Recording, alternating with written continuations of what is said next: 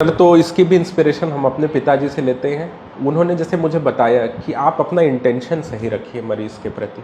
जैसे आपके मन में अगर सेवा भाव है, आप अपने मरीज़ का भला करना चाह रहे हैं, तो कोई भी मरीज़ इतना इतना मतलब नासमझ नहीं है कि आप उसका भला करना चाहें और वो आपसे लड़ाई झगड़ा करे। नमस्कार साथियों, आप देख रहे हैं ट्रस्टेड न्यूज़। मैं हूं आशीष श्रीवास्तव।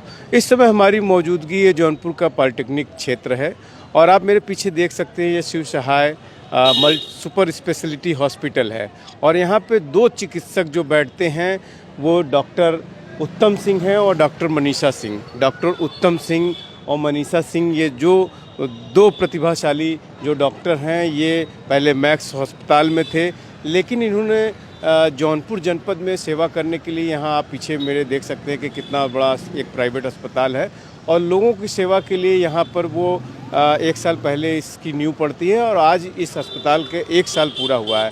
और इसके लिए इसके एवज में इन लोगों ने जो डॉक्टर जो कि हस्बैंड वाइफ हैं यहाँ पर, इन लोगों ने लोगों की सेवा में आज फ्री कैंप आयोजित किया है, जिसमें एक जो डॉक्टर हैं मनीषा सिंह और डॉक्टर उत्तम सिंह हैं। मनीषा सिंह जो हैं आँखों की डॉक्टर हैं और वो जो मोतियाबिंद का ऑपरेशन है उसकी एक्सपर्ट मानी जाती हैं, और जो डॉक्टर उत्तम सिंह हैं वो एक्सपर्ट हैं जो है हड्डी के रिप्लेसमेंट के।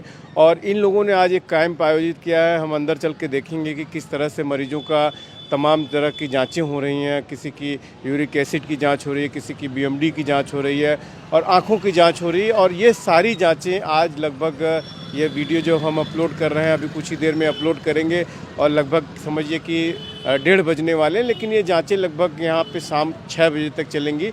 और जो कोई भी जनपद जौनपुर से ये वीडियो देख रहा हो वो अपनी जाँच इस अस्पताल में, ये चूँकि प्राइवेट अस्पताल है लेकिन फिर भी आज की जो जाँचें होंगी यहाँ पे सभी मरीजों के लिए वो फ्री में कर रहे हैं। तो क्या कुछ इस पैसे के पीछे जो उनकी सेवा भाव है, क्या कुछ कहना है डॉक्टर मनीषा का और डॉक्टर उत्तम सिंह का, हम उन्हीं से बात करते हैं। आपको सुनवाते हैं कि क्या कुछ उनका मरीजों को लेकर के उनका भाव क्या है। मेरा नाम डॉक्टर मनीषा सिंह है। मैं आँख की डॉक्टर हूँ और आज हमारे हॉस्पिटल को 1 साल पूरा हो गया है। तो इस अवसर पर हमने आज फ्री कैंप लगाया है, जिसमें जो भी पेशेंट्स आ रहे हैं उनकी फ्री आंखों की जांच, फ्री हड्डी की जांच हो रही है।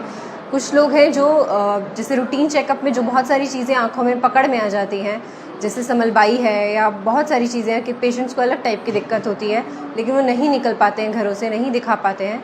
तो यही सब है कि आज उसी रूटीन चेकअप में अगर कोई चीज़ें ऐसी हैं जो पकड़ में आ जाएँ और उनका सही समय से ट्रीटमेंट स्टार्ट हो जाए तो सबके लिए बहुत अच्छा होगा, पेशेंट्स के लिए। यहाँ मोतियाबिंद है, समलबाई है, चश्मे का नंबर है, नाखूना है, तो जो भी प्रॉब्लम्स हैं आँखों में सबका इलाज है। पेशेंट्स के द्वारा जो फीडबैक मिलता है अच्छा मिलता है। पेशेंट्स खुश हैं। पेशेंट्स को जो भी ट्रीटमेंट दिया जाता है या जो भी उनको सलाह दी जाती है वो अच्छी दी जाती है और पेशेंट्स उससे हमेशा खुश रहते हैं। बचाव के लिए, बचाव एक बहुत बड़ा चीज़ हो गया। बच्चों के लिए अलग है, बड़ों के लिए अलग है। बच्चों के लिए स्पेशली तो यही एक मैसेज है कि फ़ोन ना देखें। स्क्रीन सबसे ज़्यादा डेंजरस है बच्चों की आंखों के लिए। थोड़ा बाहर खेलें, 1-2 घंटा बाहर आउटडोर्स खेलें, जिससे कि जो दूर की चीज़ें ज़्यादा देखते हैं तो उससे हमारा चश्मे का नंबर कम आने का चांस रहता है, स्पेशली अगर माइनस का चश्मे का नंबर है। तो सबसे जो आज के टाइम में बच्चों की आंखों के लिए सबसे डेंजरस चीज़ है वो है मोबाइल, तो वो नहीं देखना है और बाहर खेलें कूदें, अच्छा विटामिन ए रिच डाइट लें। और मेन यही, अगर बच्चों में आंखों में एलर्जी है, मान लो बार बार बच्चा आँख खुजला रहा है तो वो उसमें भी आके दिखाना है, क्योंकि अगर बच्चा बहुत लंबे समय तक आँख खुजली करता रहेगा तो आँख की पुतली हमारी पतली हो जाती है, जिसको हम केरेटोकोनस बोलते हैं। तो खुजली नहीं करने देना है बच्चों को। मैंने 10,000 प्लस मोतियाबिंद के ऑपरेशन किए हैं और अभी जब से हमारा हॉस्पिटल खुला है 1 साल में, तब से 300 प्लस फेक ऑपरेशंस किए। मैं हूँ doctor Uttam Singh, consultant orthopaedics and joint replacement at Shiv Sahay super speciality hospital, Umarpur, Ruhatta, Jaunpur. तो आज हमारा जो कि अस्पताल है Shiv Sahay super speciality hospital, जो कि जौनपुर जनपद वासियों को सुपर स्पेशलिटी केयर प्रोवाइड कर रहा है ऑर्थोपेडिक्स में और आई में। उस अस्पताल का, आज हमारे अस्पताल का 1 वर्ष पूरा हुआ है, जिसके उपलक्ष्य में हमने हमारे सारे मरीज़ों के लिए, जो कि जौनपुर के लोगों ने हमें इतना प्यार दिया, उसके लिए सारे मरीज़ों के लिए हमने एक कैंप ऑर्गेनाइज़ किया है और भारी संख्या में आके लोगों ने हमें अभिभूत भी किया, जिसमें कि फ्री OPD, आई की, ऑर्थो की, साथ में फ्री BMD की जांच, फ्री यूरिक एसिड की जांच, फ्री न्यूरोपैथी की जांच भी रखी हुई है। तो अपने ऑर्थोपेडिक में अपना पोस्ट ग्रेजुएशन करने के बाद और KGMC में लखनऊ में अपनी सीनियर रेसिडेंसी करने के बाद मैंने एक सब स्पेशलिटी चूज़ की ऑर्थोपेडिक्स में कि मैं सिर्फ लिमिटेड नहीं रखूँगा अपने आप को ब्रॉड ऑर्थोपेडिक्स से, मैं एक किसी भी चीज़ में ऑर्थोपेडिक में सुपर स्पेशलाइज करना चाहता था, जिसके लिए मैंने फेलोशिप जो कि होती है नेशनल बोर्ड की FNB, उसका एग्ज़ाम पास करके गंगा हॉस्पिटल कोयम्बटूर से 2 साल की जॉइंट रिप्लेसमेंट में फेलोशिप की। उसके बाद मैक्स अस्पताल दिल्ली में 1.5 वर्ष तक अपनी सेवाएं दी, लखनऊ में 1.5 वर्ष तक काम किया। तो इन सारा जो मेरा एक्सपीरियंस रहा फेलोशिप का, मैक्स दिल्ली का और लखनऊ का, तो इन सब में मिला जुला के मैंने लगभग 5,000 के करीब घुटना और कूल्हा प्रत्यारोपण का अनुभव प्राप्त किया। और पिछले विगत 1 वर्ष में मैंने 150 से अधिक कूल्हा एवं घुटना प्रत्यारोपण किया है जौनपुर में, सफल कूल्हा घुटना प्रत्यारोपण, और हमारे सभी मरीज खुश हैं और चल फिर रहे हैं और बहुत अच्छा सपोर्ट मिल रहा है। आपके पिताजी भी जनपद के बहुत ही माननीय डॉक्टर हैं बच्चों के, तो कैसे देखते हैं आप उसकी श्रृंखला को आगे बढ़ा रहे हैं, किस तरह से? देखिए, इस मामले में मैं बहुत अपने आप को लकी मानूंगा कि आई गॉट जेनेटिक लॉटरी, कि मुझे इंस्पिरेशन के लिए कहीं बाहर जाने की ज़रूरत नहीं पड़ी। मेरी इंस्पिरेशन, मेरे हीरो, मेरे पिताजी खुद मेरे घर में मौजूद हैं। तो बचपन से ही हम उनको देखते आ रहे हैं कि कैसे सुबह से लेकर रात तक निरंतर भाव से सेवा में मरीजों के लगे रहते हैं।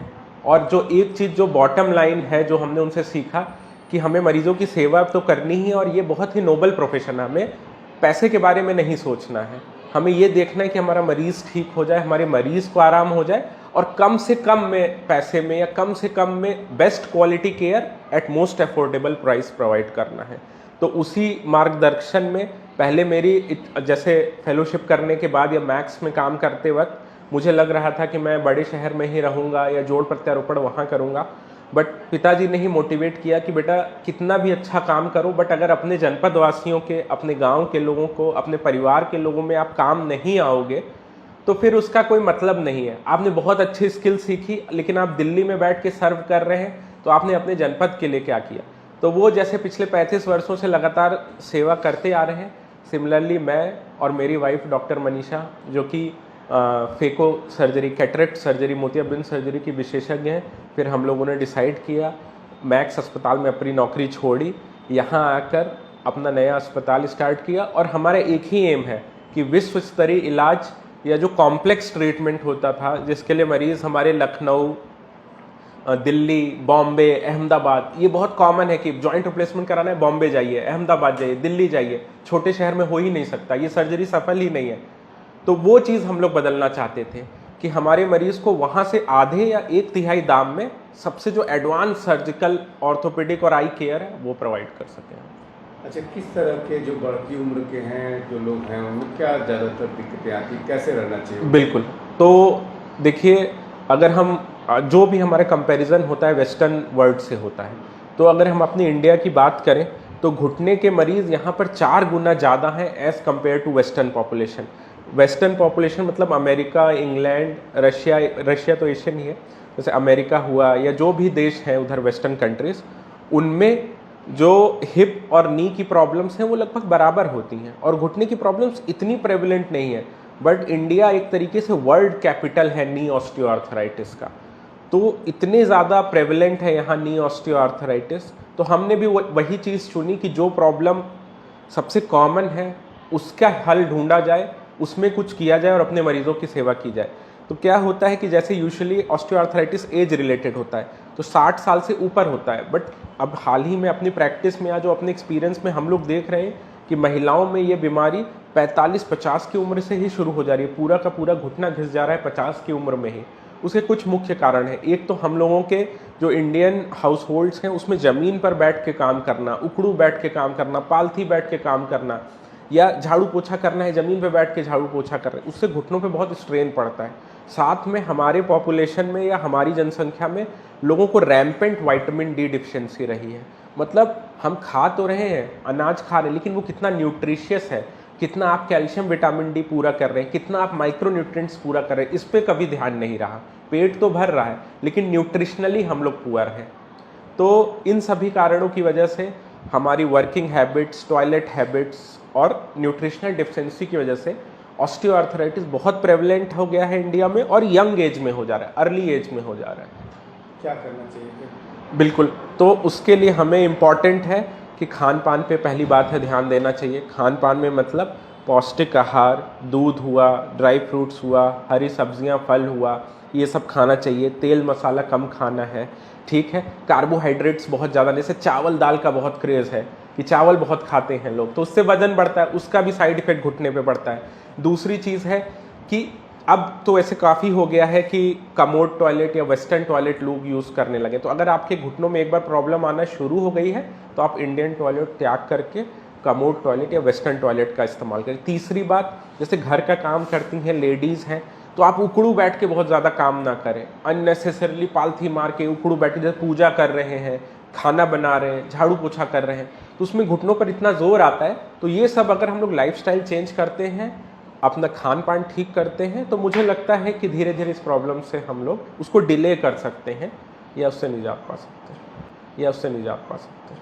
एक बड़ा सवाल ये है कि अक्सर ही प्राइवेट अस्पतालों में जो सुविधाएं मिलनी चाहिए उसको लेकर के मरीज जो है हंगामा काट देते हैं, बिल्कुल, गलत इलाज हो जाता है। जैसे आज भी किसी अस्पताल में हुआ। ऐसे में किस तरह से देखते हैं, क्योंकि आपके यहाँ माहौल एकदम अलग है, और कैसे देखते हैं इस तरह से? सर, तो इसकी भी इंस्पिरेशन हम अपने पिताजी से लेते हैं। उन्होंने जैसे मुझे बताया कि आप अपना इंटेंशन सही रखिए मरीज़ के प्रति। जैसे आपके मन में अगर सेवा भाव है, आप अपने मरीज़ का भला करना चाह रहे हैं, तो कोई भी मरीज़ इतना मतलब नासमझ नहीं है कि आप उसका भला करना चाहें और वो आपसे लड़ाई झगड़ा करे। तो ये बात, मेरा तो पिताजी जितना बड़ा एक्सपीरियंस नहीं है, लेकिन मेरा जो 10-12 साल का प्रैक्टिसिंग मेडिकल करियर है उसमें मुझे ये समझ में आई, अगर हमारा इंटेंशन सही है और हम सेवा भाव से मरीज की सेवा कर रहे हैं, तो कभी भी हमारा मरीज कुछ भी ऊपर नीचे भी होता है तो इतना नासमझ नहीं है कि आपसे लड़ाई करेगा या बुरा मानेगा। आप ऑनेस्टली सारी चीज़ें कन्वे कर दीजिए।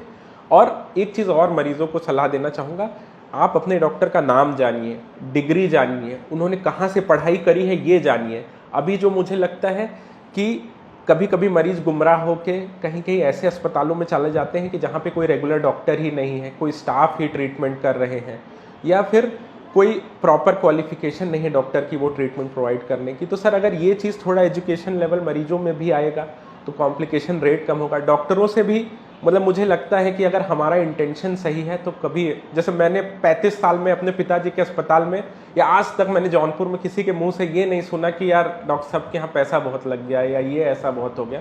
तो सर वही फॉलो कर रहे हैं, और मुझे लगता है कि ये सही रहेगा तो डेफिनेटली सपोर्ट मिलेगा सर, लोग समझेंगे।